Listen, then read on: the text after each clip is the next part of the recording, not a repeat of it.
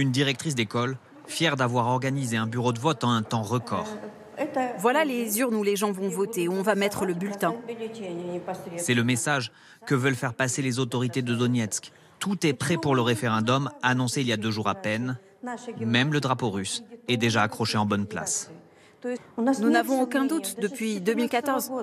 Nous sommes Russes. Un vote qui se tient en pleine zone de guerre. Les fenêtres de cette école ont volé en éclats il y a quelques jours. Alors, les 3 premiers jours du scrutin, c'est l'urne qui se déplacera jusqu'aux habitants. Nous ne voulons pas mettre les habitants en danger inutilement. C'est pourquoi nous avons pris la décision d'organiser les votes à l'extérieur. Tout est prévu en apparence, mais à notre arrivée à la réunion de la commission électorale, l'inquiétude prend le dessus. Là-bas, ça vient de tirer dans le centre de nouveau. C'est pour ça que je regarde les nouvelles. Regardez, c'était il y a 10 minutes. Il y a beaucoup de victimes. Quand nous arrivons sur place, scène d'horreur et de panique. On connaît quelqu'un qui a une boutique ici. C'est lui qu'on cherche. Un tir a touché cet autobus.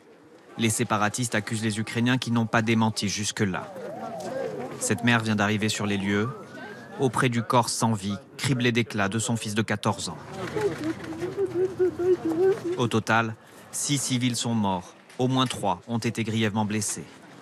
Face au drame, cet homme nous explique qu'il a encore plus envie d'aller voter. C'est mon devoir d'aller voter. Je serai un des premiers. J'irai même en courant. Dans cette ville où des tirs ont lieu constamment, beaucoup voient la Russie comme un protecteur. Compte tenu de la situation politico-militaire, il ne fait aucun doute ici que le oui au rattachement à la Russie va l'emporter. Un résultat qui ne sera pas reconnu par la communauté internationale et qui ne devrait pas changer le cours de la contre-offensive ukrainienne.